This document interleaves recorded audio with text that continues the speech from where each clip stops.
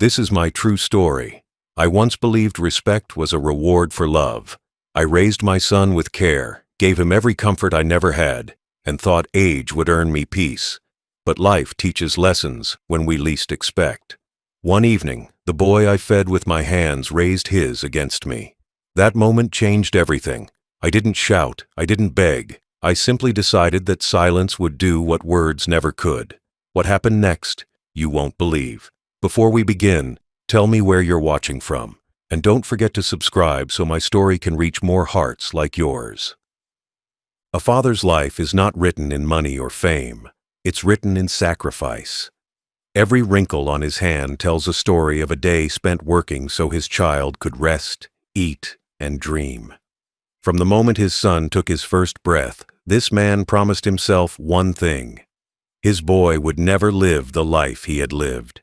He would never know the pain of hunger, the cold of nights without a roof, or the hopelessness of dreams too far to reach. He started with nothing, a small job, long hours, and a heart filled with purpose. He rose before the sun and came home after dark. The factory noise became the rhythm of his life. He learned to smile through exhaustion, to hide pain behind patience. Each pay slip was a seed, each saving a silent prayer for his son's future.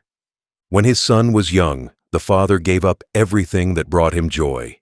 New clothes, outings, rest, all traded for tuition, food, and better shoes for the boy. Birthdays were modest, but full of love. The child's laughter was enough to erase every ache. He didn't need applause. He needed his son's smile. That was his reward.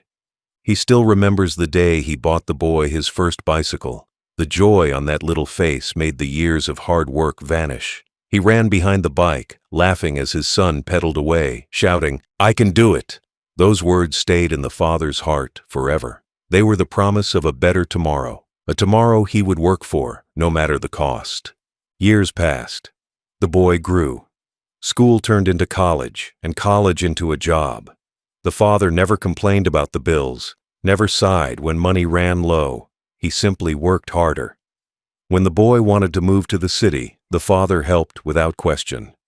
When he dreamed of buying a flat, the father sold a piece of land he had inherited from his own parents. That land was sacred, the last piece of his childhood. But love makes sacrifices seem small. The day the flat was bought, he stood in the doorway smiling, running his hand along the fresh-painted wall. "This is yours," he thought. "You'll never worry about rent. You'll never worry about shelter." It was more than a home. It was proof that all his years had meant something. He believed success would bring gratitude. He thought wealth would make his son more giving, more patient. But slowly, the boy began to change. He dressed sharper, spoke louder, and began to treat others with the same tone he once hated hearing as a child. Success hardened him, and the warmth in his voice disappeared. Still, the father didn't complain. He excused it as youth. He told himself it was just the rush of adulthood. Maybe city life was rough. Maybe stress had stolen his kindness. Parents always find reasons to forgive. They always believe their children will remember, someday, who they are and where they came from. The father continued to visit, bringing fruit, food, and smiles. He would dust the furniture, water the plants, or just sit quietly while his son scrolled through his phone. There were no long talks anymore, no laughter echoing in the rooms, just the sound of time passing between two people who had once shared everything. He kept helping with bills, sometimes slipping money into his son's account without mentioning it. The boy had no idea his father's pension was stretched thin, that he ate less, so his son's lights stayed on. The father's love was quiet, but unending. He didn't want gratitude. He only wanted respect. He believed, perhaps foolishly, that the heart remembers kindness the way the skin remembers scars. He believed one day his son would see the truth. He believed that no matter how far success took him, the boy would never forget the hands that built his path. But love, when one-sided, becomes blindness. And his blindness was about to cost him the peace he thought he had earned. Disrespect never arrives loudly. It enters softly, disguised as small jokes, sharp tones, or quiet dismissals. The father first noticed it on an ordinary afternoon, the kind of day that leaves no warning. His son had come home late from work, talking fast and loud, barely glancing at him. When the father asked how his day was, the boy muttered something and walked away. It wasn't the words that hurt. It was the tone, cold, detached, careless. At first, he told himself it was stress. Everyone gets tired, everyone snaps. But little by little, the warmth that once filled their conversations began to disappear. The boy who once looked to him for advice now looked through him, as if his father had become part of the furniture.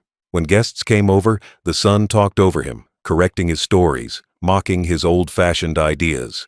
The father would smile politely, laugh along, pretending not to notice.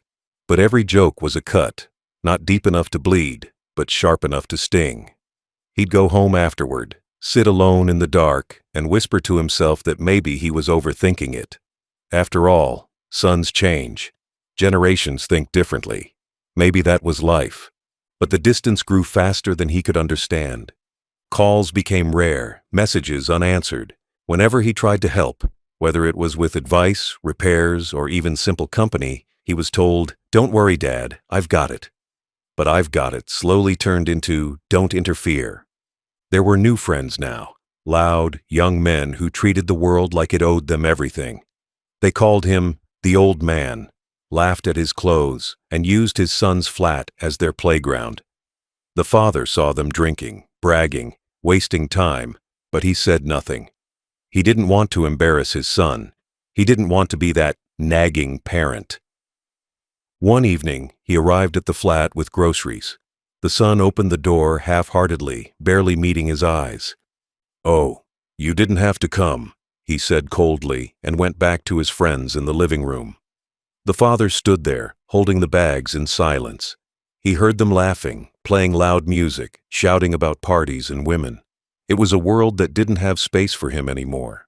When he placed the food on the counter, he noticed something strange, the way they all fell quiet when he entered. It was the kind of silence that isn't out of respect, but awkwardness. The kind that says, "You don't belong here." He pretended not to feel it, smiled, and asked softly if they'd eaten. One of them smirked, whispering something under his breath that made the rest laugh.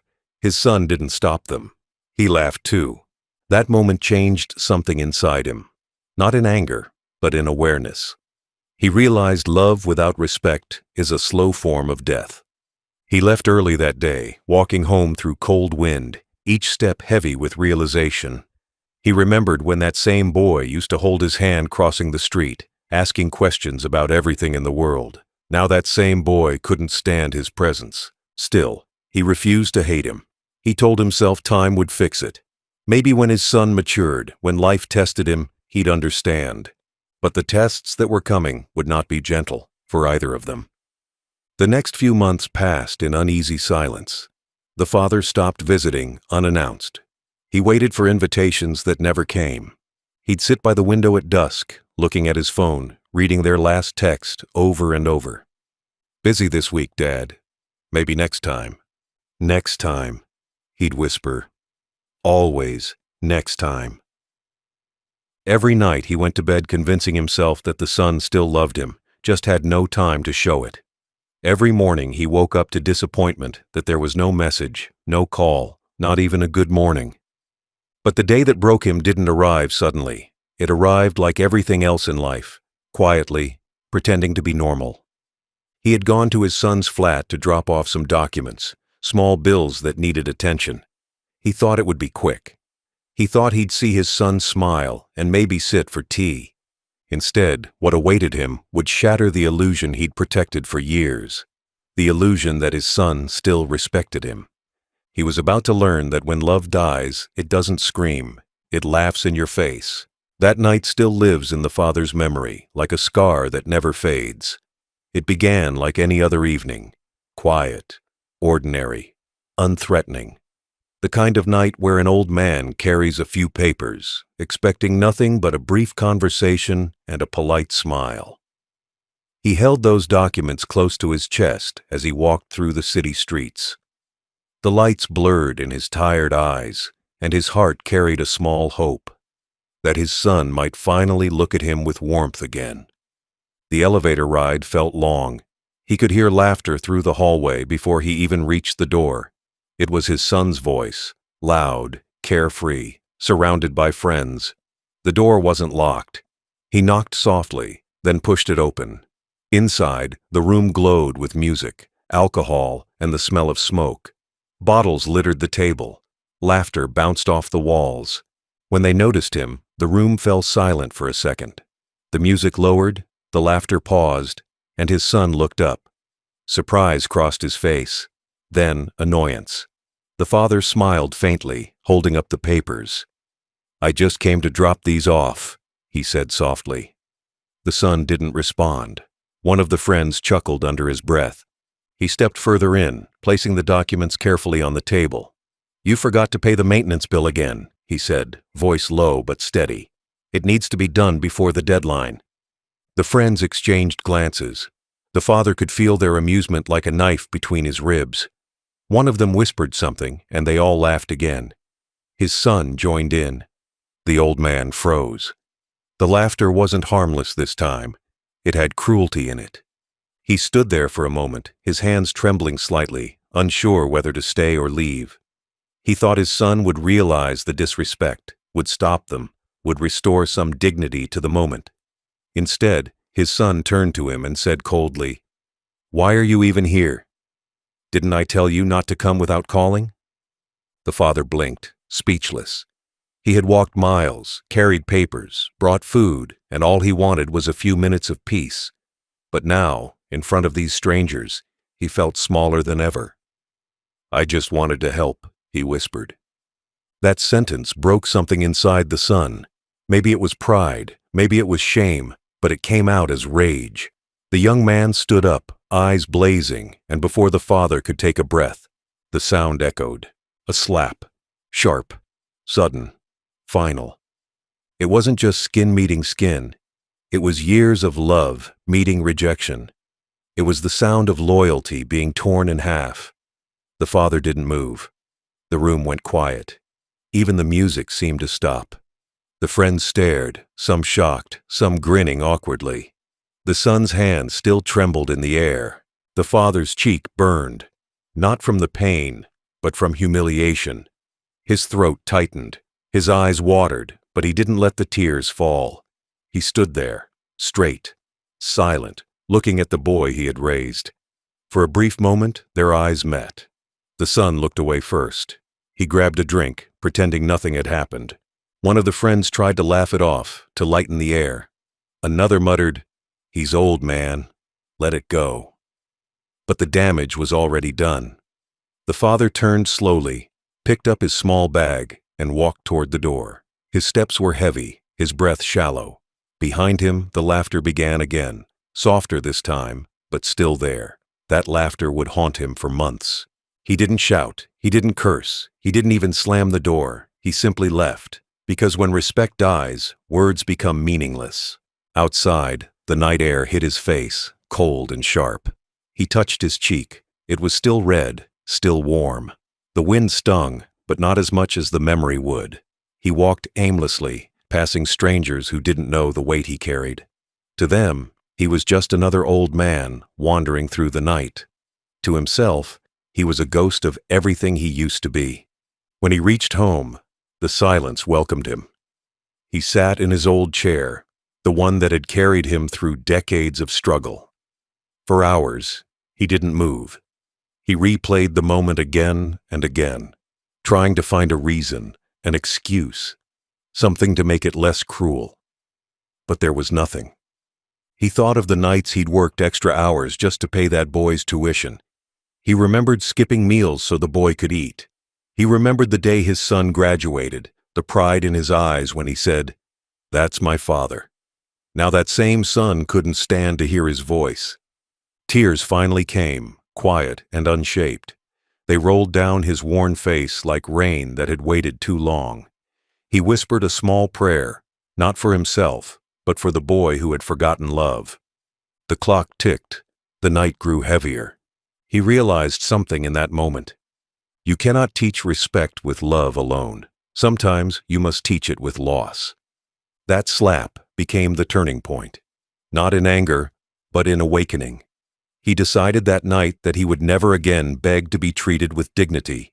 He would show his son that silence has power and that kindness, when betrayed, can turn into something far stronger than hate, justice.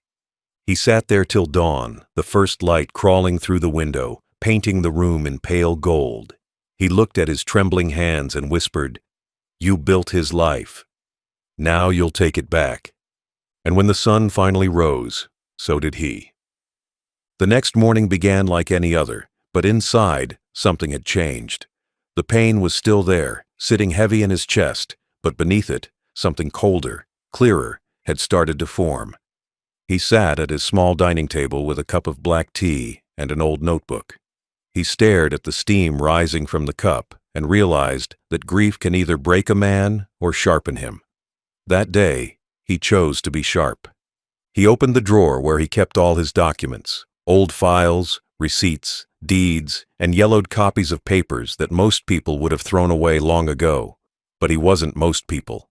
He was a man who kept everything, every transaction, every title, every signature that proved where he came from and what he had built. He began to read slowly, carefully. The house title, the car receipts, the loan agreements. Each page told a story his son had forgotten, a story of sacrifice. When he reached the flat documents, his heart skipped a beat. His name was still there, printed in black ink, steady and unshaken. It wasn't a memory. It was proof. Proof that he still held ownership. He leaned back in his chair and smiled, not a smile of joy, but of quiet realization. The same hands that had built that boy's future could now unbuild it. He knew revenge could come easily, but he didn't want revenge. He wanted balance. He wanted the universe to straighten itself again, to make wrongs right, but with grace. So he planned in silence. No shouting, no warnings, no messages. The next chapter would be written with calmness, not chaos. He spent the next week visiting banks, lawyers, and government offices. To outsiders, he looked like any other old man running errands. No one knew that each document he signed was a quiet act of reclaiming dignity. His lawyer, a longtime family friend, was surprised when he said, "I'd like to sell the flat." "Are you sure?" the lawyer asked, scanning the papers. The father nodded slowly. "Completely sure." It wasn't anger that moved him. It was something far older. The instinct of a man who had seen life enough to know that kindness without limits is a seed that grows weeds. His son had to learn the value of loss, not through punishment, but through truth. Every signature he placed on those documents felt like a farewell, not to his son, but to the version of himself who had stayed silent for too long. When he left the lawyer's office, the evening sun hit his face. He stopped for a moment, breathing in the air. The city looked different now. Less like a home, more like a stage where every act had already played out. He had been the loving father, the provider, the forgiver. Now he would play his final role, the man who reclaims what is his. Each day that followed was quiet but full of meaning. He sorted his things, packed small bags, prepared what little he needed. He withdrew his savings bit by bit, converting them into cash, moving them somewhere only he could access. He knew his son's habits, how he checked the father's accounts, how he always wanted updates about financial matters. That door was closing now. He even visited the flat once more, but this time he didn't knock. He stood across the street, watching it from a distance. The lights were on, music played, voices echoed from the balcony. His son and his friends laughed loudly, unaware that the ground beneath their laughter was already shifting. He turned away with a faint smile. "Enjoy it," he thought, "because this will be the last night it truly belongs to you." At home, he took out an envelope, old, brown, tied with a string. Inside were photos, old letters, birthday cards, drawings from a little boy who once loved his father more than anyone else in the world. He looked through them, one by one. A picture of his son's 5th birthday, him holding a balloon, smiling with cake on his cheeks. A letter from school that said, "Thank you, Dad, for always being there." He pressed that paper to his chest and closed his eyes. For a moment, his heart trembled. The love hadn't vanished. It had only been buried under the weight of betrayal. But even love, when ignored too long, learns to stop asking for attention. That night, he wrote a small note to himself. Tomorrow, I stop being a victim. Tomorrow, I begin again. And he meant it. The next few days moved like quiet waves. The lawyer finalized the sale agreement, the buyer signed eagerly, and the date for transfer was set. Everything was done legally, transparently, clean. There would be no argument, no loophole, no undoing. He refused to tell anyone, not neighbors, not relatives, not even his old friends. Secrets, he'd learned, are strongest when they move in silence. He had meals alone, read the newspaper each morning, and at night he slept better than he had in months. The pain had found purpose. One afternoon, while he was walking back from the lawyer's office, he passed by a group of young men laughing loudly outside a cafe. For a second, he imagined his son among them, carefree, arrogant, untouched by guilt. The image didn't hurt anymore. It only confirmed what he already knew. Respect cannot be taught through words. It must be experienced through consequence. The paperwork was nearly done. The sale was approved. The buyer was ready to move in. The old man felt peace, a strange, steady peace that comes not from victory, but from closure. On the day before the final signing, he sat at his window again, watching the city lights blur into gold. He thought about all the years he had spent trying to make his son's life better, the late nights, the unpaid debts, the sleepless worries. And now, he realized, the biggest gift he could give his son was not comfort, but lesson, because comfort had made him careless. Lesson would make him human again. The slap had once burned like fire on his cheek, but now that burn had turned into fuel for calm, righteous action. He didn't seek revenge. He sought peace through justice, dignity through distance.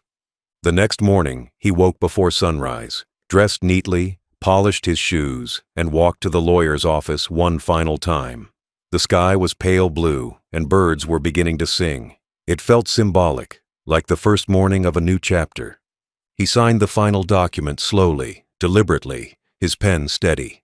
The lawyer looked at him and said, "It's done." The father nodded. "Yes," he whispered. "It's done." When he stepped outside, he felt lighter than he had in years. For the first time in a long while, he wasn't carrying guilt, disappointment, or sorrow. He was carrying freedom. Freedom bought not with anger, but with wisdom. And as he walked home, he smiled softly to himself, thinking, "He took my respect in front of strangers. I took back my power in silence." The day the sale went through, the city woke as usual, but for him, the world had already changed. The morning light felt lighter than before, almost forgiving.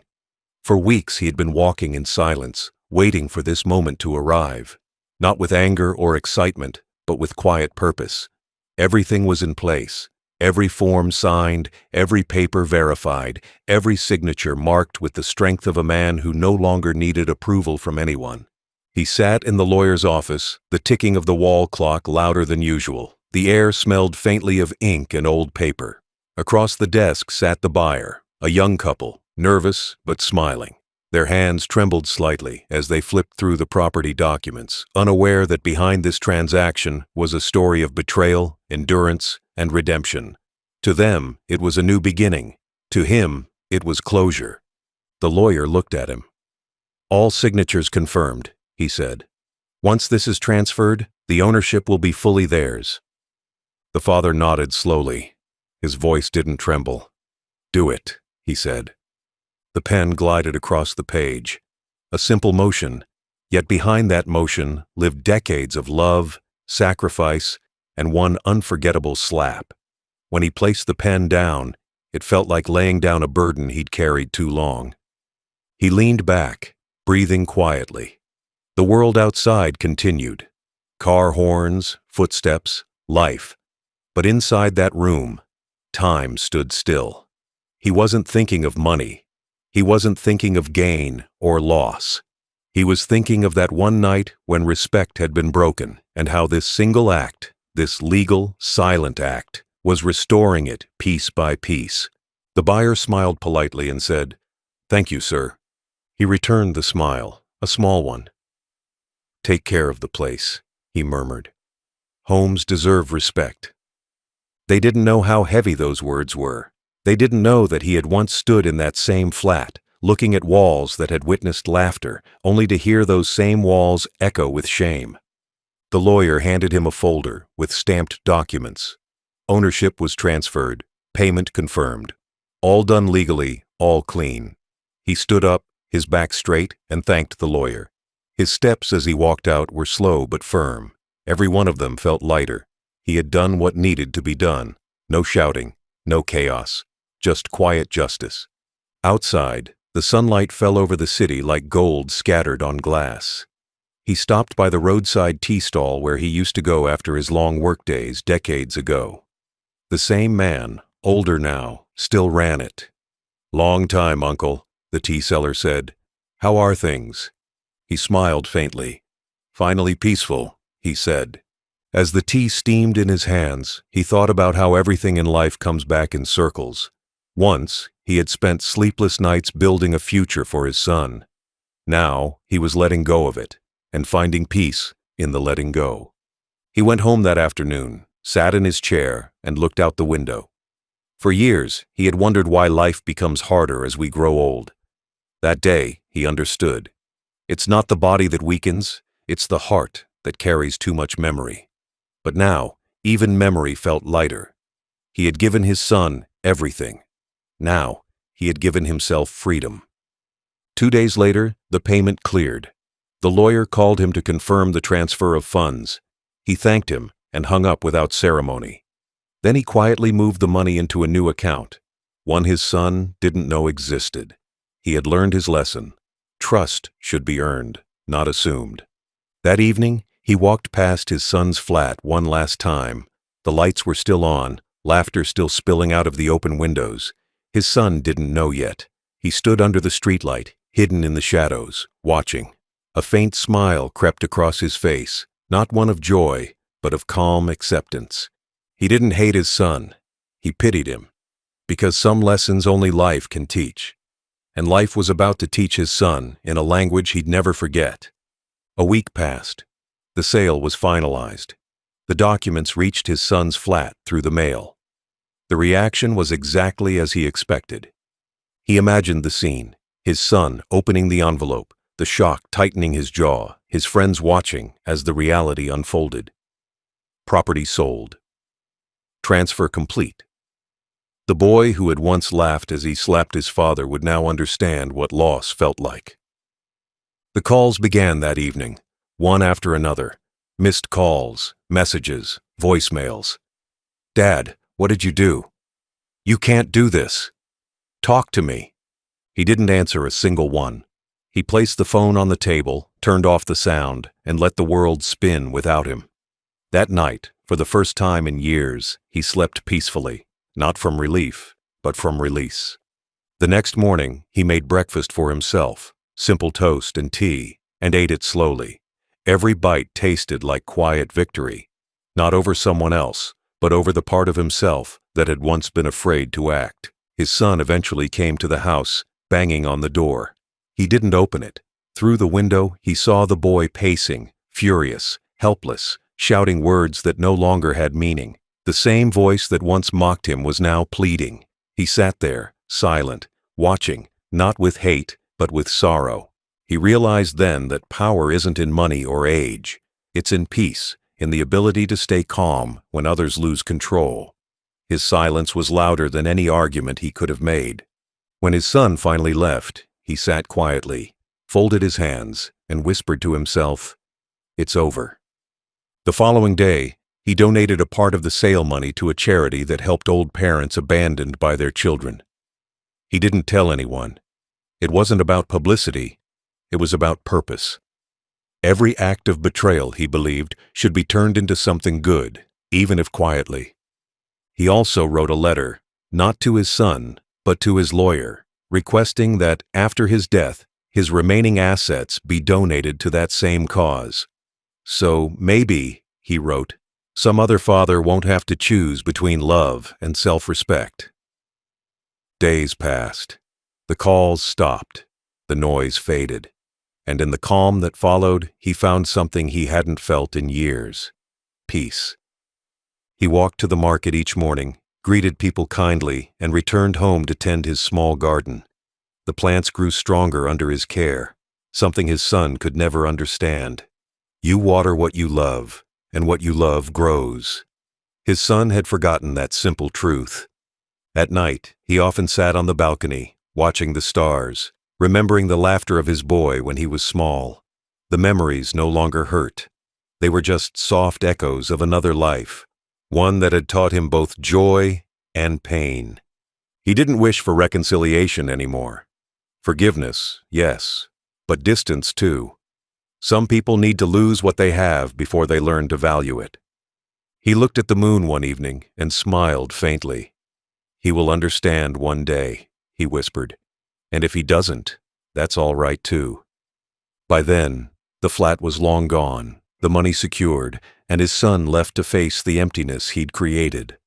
The father didn't look back. He had already closed that door in his heart the night of the slap. And as he prepared for his next journey, the one that would take him far from this city, maybe far from this country, he packed light. Just clothes, documents, and a few old photographs. He didn't need anything else. He had sold the walls that once witnessed his humiliation, and in doing so, he bought back his dignity. That was a trade worth everything. The revelation didn't come like thunder. It came quietly, like dawn creeping through curtains, slow, steady, impossible to ignore. It was a few weeks after the sale when the final notice arrived at his son's address. Transfer of ownership completed. The envelope lay on the kitchen table for hours before his son even noticed it.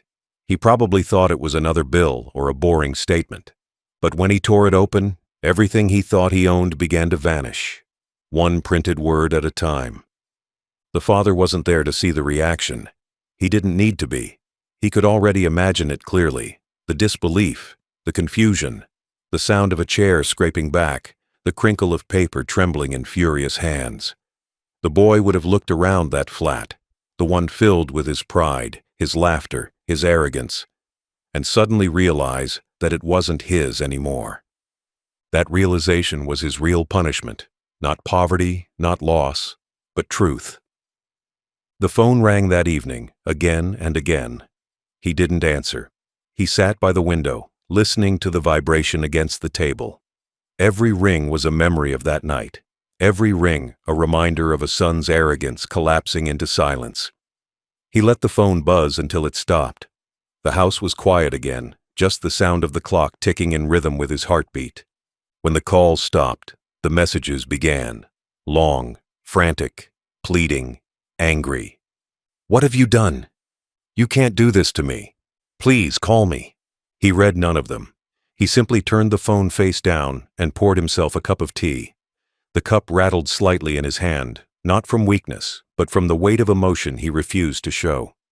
There's a strange peace that follows justice, not joy, but the kind of stillness that feels like air after a storm. Days passed before the inevitable visit. It was a Sunday afternoon when his son finally showed up.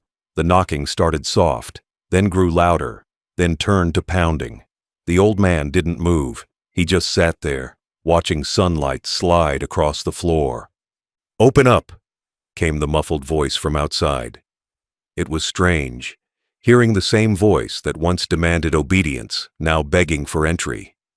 After a while, the father stood and walked to the door. He didn't open it fully, only enough to see the boy's face through the gap. The once proud expression was gone, replaced by panic and disbelief. Behind his eyes was the dawning realization that arrogance has an expiration date. The father didn't shout. He didn't gloat. He simply looked at his son for a long, silent moment. That look said everything words couldn't. "You crossed a line, and I've erased it." Finally, in a calm, almost gentle voice, he said, "That flat was mine. You forgot who built it. I just took back what was always mine." The boy started to speak, but his throat caught. There was nothing he could say that would make sense now. Excuses don't heal betrayal. Words don't erase humiliation. The slap that had once humiliated the father now echoed inside the son's mind, but from the other side, a reflection of his own cruelty. The father stepped back and closed the door softly, not slamming it. That sound, the quiet click of finality, was louder than any argument they had ever had. He stood for a while, hand on the doorknob, listening. On the other side, there was silence. No shouting, no footsteps, just silence. He imagined his son standing there, realizing that the man he had called weak had just rewritten the story without a single raised voice. That night, the father walked through his house one last time. He looked at the empty walls, the worn-out chair, the small kitchen where he'd eaten alone for years. It didn't feel lonely anymore. It felt clean, honest, lighter. He took out a small notebook and began writing. Not for revenge, not for memory, but for peace. He wrote down everything. The slap, the silence, the sale. He wanted the story to exist somewhere other than his heart. He didn't plan to publish it or share it. It was for him, a way to close the chapter. He ended the note with a single sentence. Respect is not inherited. It is earned, and once lost, it cannot be bought back. As he finished writing, he felt something loosen inside his chest. Not happiness, but relief. The next morning, he received a message from his lawyer confirming the final transfer of funds. Everything was legal, final, unchangeable. The money had been deposited in his private account, and the new owners had moved in. His son had tried to challenge it, but the law was clear. Every paper bore his father's signature. Every transaction was beyond dispute. He turned off his phone after reading that message. There was nothing more to discuss, nothing left to fix. Some relationships don't need closure, they need distance. That evening, he walked to the park near his home, a place he hadn't visited in months. The air was cool, the sky orange with sunset. Families laughed, children ran, and the world moved on, unaware of the quiet victory unfolding inside one old man's heart. He sat on a bench, watching people go by. A young father lifted his child onto his shoulders, smiling proudly. For a brief second, he felt something stir, a memory of his own younger days, when love hadn't yet learned disappointment. But even that memory didn't hurt anymore. It just felt like a story that had already been told. He stayed until the sun went down. When he finally stood, his back straightened naturally. He walked home slowly, his cane tapping rhythmically against the path, each step a reminder that dignity, once reclaimed, becomes a man's true wealth. The next day, he packed. He didn't tell anyone where he was going. He didn't need to. He left the house tidy, the key on the counter, and a short note, not addressed to anyone, that simply read, "I've had enough noise. I'll spend the rest of my life in peace." Then he walked out, locking the door behind him.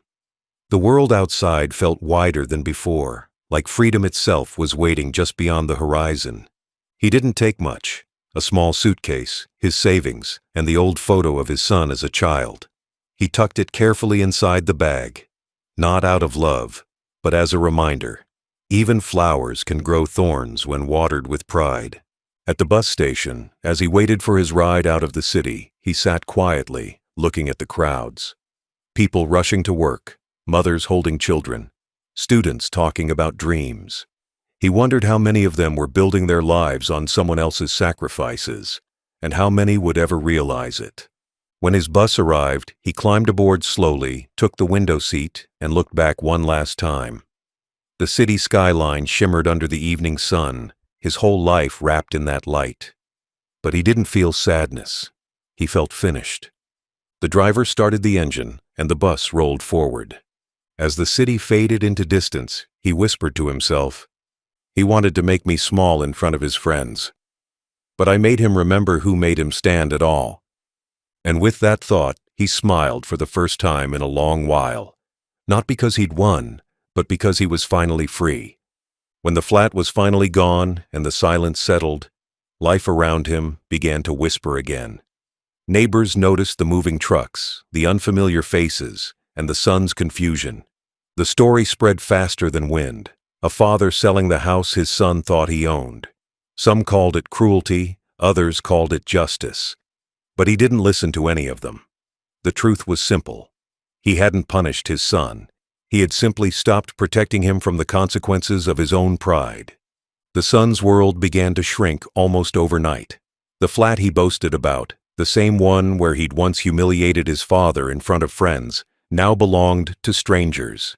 His expensive clothes, his little gatherings, his loud laughter, all of it lost meaning when he had nowhere to return to. Pride has no address once the roof is gone. He tried to fight it first. Tried calling lawyers, tried visiting banks, tried appealing to friends. But every door he knocked on led him back to the same truth. The papers were clean, the sale was legal, and his father had done nothing wrong. The same law that once protected his arrogance now stood silent in front of his father's calm wisdom. Days turned into weeks, and slowly his son began to fade from the neighborhood. The people who had once been his drinking companions stopped returning his calls. Without the flat, without the money, without the comfort that came from being seen as successful, he became invisible. Arrogance feeds on attention, and when that attention dies, the ego collapses. The father heard stories through whispers that his son was now renting a small apartment across town, that he had started selling small things, the car, the watch, even some furniture he had taken with him. Each story reached the old man like faint echoes of a song that once played too loud. He didn't smile, he didn't rejoice, he just nodded, quietly. Life was teaching the lesson better than he ever could. Sometimes, at night, he thought about that evening, the slap, the laughter, the humiliation that followed. But now, those memories didn't hurt. They felt distant, like an old photograph fading at the edges. He didn't carry anger anymore, he carried understanding. The hardest truth about love is realizing that sometimes it must end, not because you stop caring, but because you start caring for yourself. The son's downfall didn't come with noise, it came with silence, the same silence his father had used. No arguments, no revenge, just the absence of protection. The father spent those months quietly preparing for his next chapter. He finalized all his accounts, updated his will, and arranged donations to charities that helped old parents abandoned by their children. He wanted his story to mean something, not as revenge, but as reminder. Let it reach one young man, he wrote to his lawyer, and make him remember who built his world. The same people who once whispered gossip now looked at him differently, some with pity, some with admiration, and some with guilt for having laughed behind his back before. But he didn't care for opinions. He had stopped living for others' approval long ago. Every morning, he walked the same street where his son had once driven past him without stopping. He walked slowly, cane in hand, and greeted people with quiet warmth. When they asked how he was doing, he would smile softly and say, "Better. Better. Not richer, not happier, not triumphant, just better." Because better is what comes after heartbreak when you finally stop waiting for an apology that will never arrive. His son tried visiting again a few months later. The doorbell rang one morning as the father was watering his plants. Through the small window, he saw the same face, tired now, thinner, humbled. He stood there for a long moment, watching his son shift uncomfortably at the door. Then, without a word, he turned and went back to his garden. Some answers don't need to be spoken, they are felt in the silence that follows. The son eventually walked away, and that was the last time he ever came. The neighborhood changed with the seasons. The new family living in the flat often waved when they saw him in the street. Their laughter drifted into the air sometimes, innocent, warm, full of life. And strangely, it didn't hurt him. It made him grateful. Homes, he thought, should be filled with peace, not ego. The walls that once echoed with disrespect now sheltered gratitude. That was enough closure for him. His lawyer once asked if he wanted to leave any message for his son in his estate papers. The father smiled and said, "No. I already left him the biggest message, the silence he earned."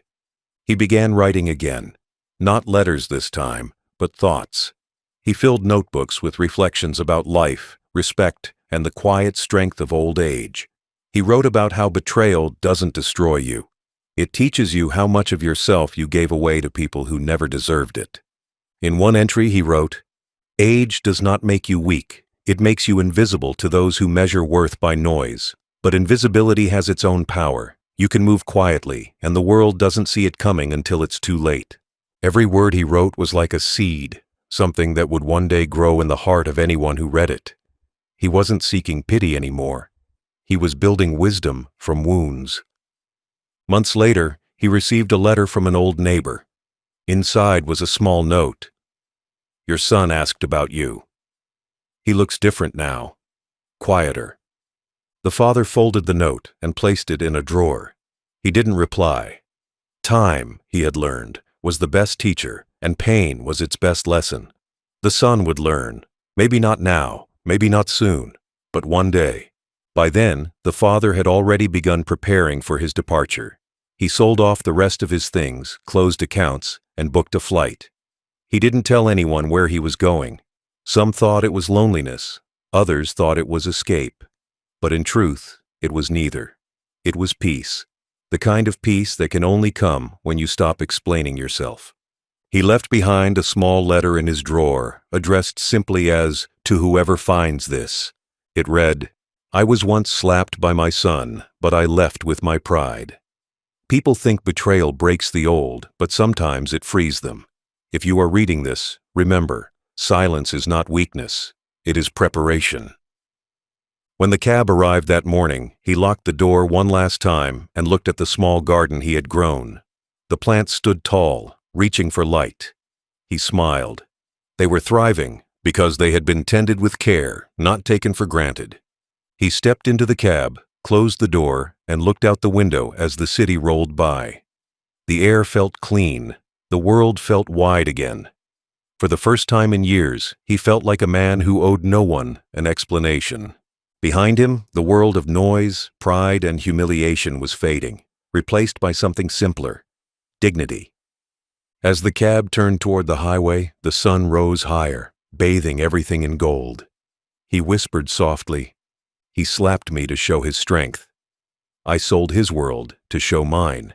And with that, the story closed not in anger, but in balance.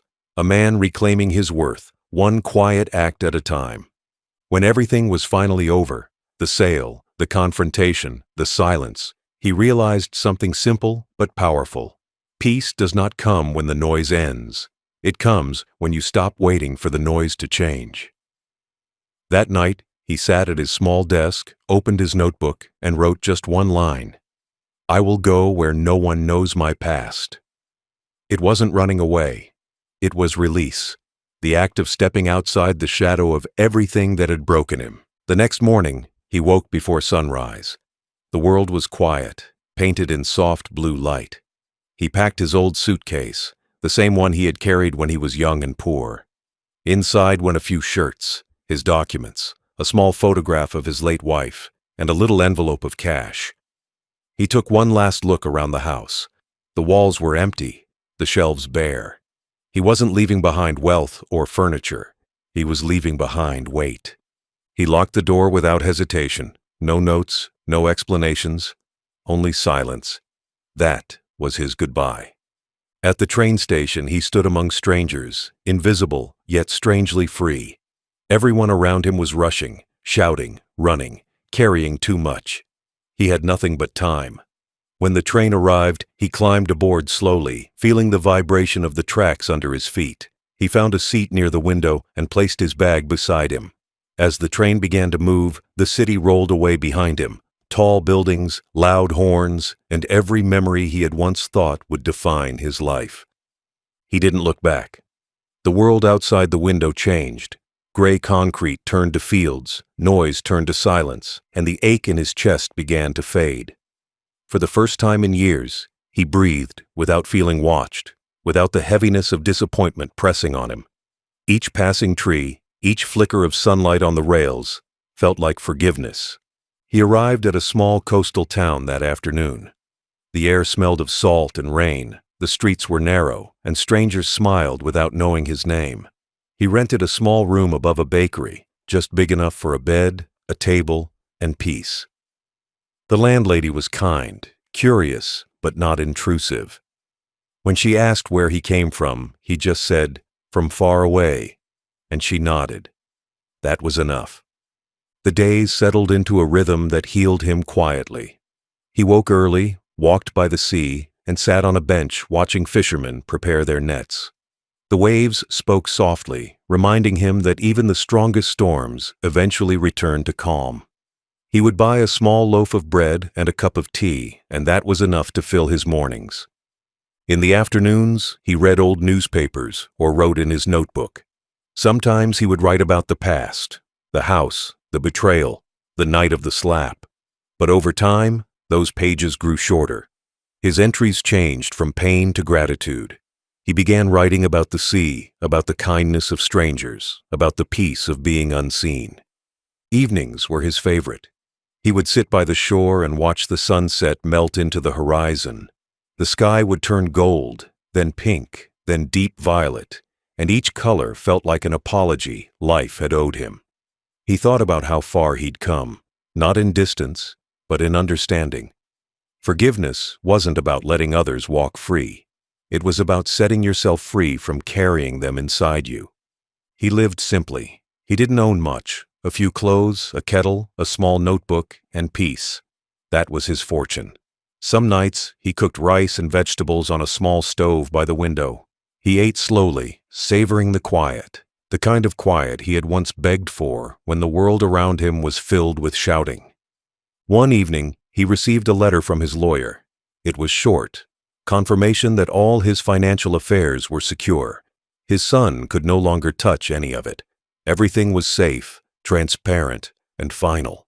He folded the letter neatly and placed it in a drawer. It was not victory. It was closure. Months turned into seasons. The lines on his face deepened, but so did the calm in his eyes. People in the town began greeting him with warmth. "Good morning, sir. How are you today?" And he'd smile softly, replying, "I'm peaceful." He had stopped being a father, stopped being a provider, stopped being someone else's shadow. He was now just a man, a quiet soul with a story, living at his own pace. Sometimes he would sit in the market and listen to families talking, children laughing, vendors calling out prices. It reminded him of the world he once lived in, the one he'd given everything to build. But now, he didn't long for it. He had already built a new world, one made of simplicity and self-respect. On Sundays, he would walk to the old pier where birds gathered. There, he often watched a fisherman mend his nets, patient, methodical, never rushing. It reminded him of himself. Life had torn him apart, but he had learned how to mend quietly, one stitch at a time. Some nights, he wrote in his notebook again. In one entry, he wrote, "Peace is not what you find. It's what remains when you stop searching for justice in people who never valued truth." He closed the book and smiled. He didn't need revenge anymore. He didn't need anyone to understand. The world had already balanced itself in silence. Years passed quietly. The townspeople grew fond of the old man with kind eyes who always tipped generously and never spoke of his past.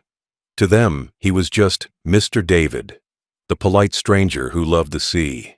They never knew the story behind his calm, the storm that once shaped him. He built a life there, not with wealth, but with peace. He grew small plants in ceramic pots by his window. He fed stray cats that wandered by. Sometimes he would sit by the sea and talk softly to his late wife, imagining her listening in the wind.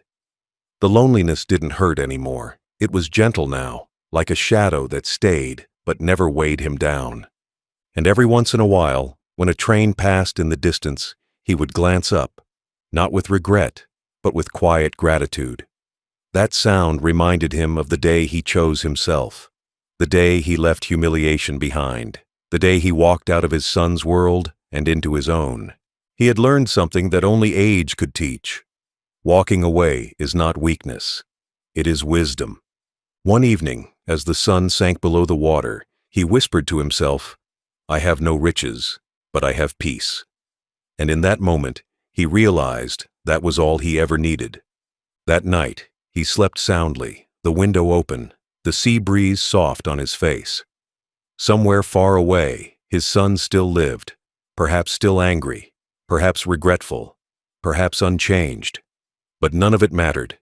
The old man had built a new kingdom, one where silence ruled and dignity was law. He dreamed of fields, of laughter, of old days that no longer hurt. When morning came, he opened his eyes slowly, smiling. The day began again, and so did he, a free man at last. Now, as the years have passed, the old man looks back not with anger, but with a strange softness that life carves into those who've seen everything. He no longer counts the days or the mistakes. He counts the lessons. And in that quiet accounting, he finds balance. He sits by his window every morning, a cup of tea beside him, watching sunlight touch the sea. Each wave reminds him of time, how it never truly stops, how it washes away what was once unbearable, leaving only what's worth keeping. He has long stopped asking why. Why his son changed. Why love turned to pride. Why respect became a thing to demand instead of a gift to give. The answers don't matter anymore. People change when comfort replaces gratitude. Children forget sacrifices when life stops testing them. And when they forget humility, they lose the only thing that keeps them human. He understands that now. Once upon a time, he believed love was unconditional, that no matter how much it hurt, a father should forgive. But age teaches you that love without boundaries becomes self-destruction. Forgiveness, he learned, is not about forgetting what was done. It's about deciding who you no longer allow to hold power over your peace. There are nights when he still dreams of that slap, not the sound, but the feeling, not pain, but shock. The moment his own child turned him from a father into a burden.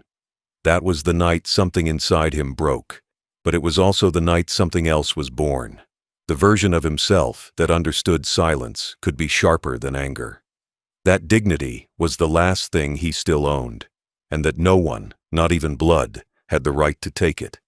He often writes now, pages upon pages of quiet reflections that no one else may ever read. In one notebook, he wrote, "I do not hate my son. I simply outgrew the version of love that kept me waiting for his respect." He closes the book every time with a faint smile, as though sealing away a storm that is already past. Sometimes he watches young people walking by the shore, laughing, holding hands, living carelessly. He doesn't envy them. He blesses them in his mind. He hopes they never learn what betrayal feels like, hopes they never look at someone they raised and wonder where the kindness went. But deep down, he knows life has its own ways of teaching everyone, some through love, some through loss, and some through the sound of their own mistakes echoing back at them. The people in town often see him sitting alone and think he's lonely, but he isn't. Loneliness comes from needing someone to fill silence. He, on the other hand, has made peace with silence, shaped it into a companion that never judges or interrupts. He has stopped looking backward, but he never regrets doing what he did. The sale of the flat wasn't revenge, it was a mirror, a reflection of what pride costs when love is taken for granted. He didn't ruin his son's life, he simply stopped financing the illusion that disrespect has no price. Now he lives quietly, his days marked by simplicity. Morning walks, sea breeze, tea at sunset. He doesn't chase grand purpose anymore. He finds it in little things, the warmth of sunlight, the smell of bread from the bakery downstairs, the laughter of children who greet him on their way to school. He finds beauty in being unseen, unimportant, and utterly free. He often thinks of his wife. Sometimes he speaks to her softly, whispering as if she's listening. "You'd be proud," he says. "I learned to live again, not for them, but for me." And somewhere in the sound of waves, he feels she answers back. He has forgiven his son, but not in the way people expect. He hasn't forgotten the slap or the humiliation. He has simply stopped carrying it. Forgiveness, he's realized, is like placing a heavy stone down on the side of the road and walking forward without it. The stone remains where it is, a memory. but your hands are finally free. Every once in a while, he gets a letter from someone who knows his story, a neighbor, a distant cousin, a friend from the past. They all write the same thing in different words. You were right. But he never replies. Being right was never the goal. Being at peace was. He keeps one particular photograph near his bed, his son, as a child, sitting on his shoulders, both smiling, both unaware of what time would do to them. He doesn't keep it as a reminder of loss, but as proof that love once existed. Love, real love, deserves to be remembered, even if the people don't. In his final notebook, on the last page, he wrote something that captured his entire life in a few simple lines. There are moments when silence is the loudest justice. There are wounds that heal only when you stop explaining them. And there are sons who never see the truth until the father they took for granted is gone. When he finishes writing, he often stares out the window for a while, the pen still in his hand. He doesn't cry. He doesn't sigh. He simply breathes. The world outside is calm, the waves eternal, and in that rhythm he feels his own heart matching it, steady, peaceful, whole.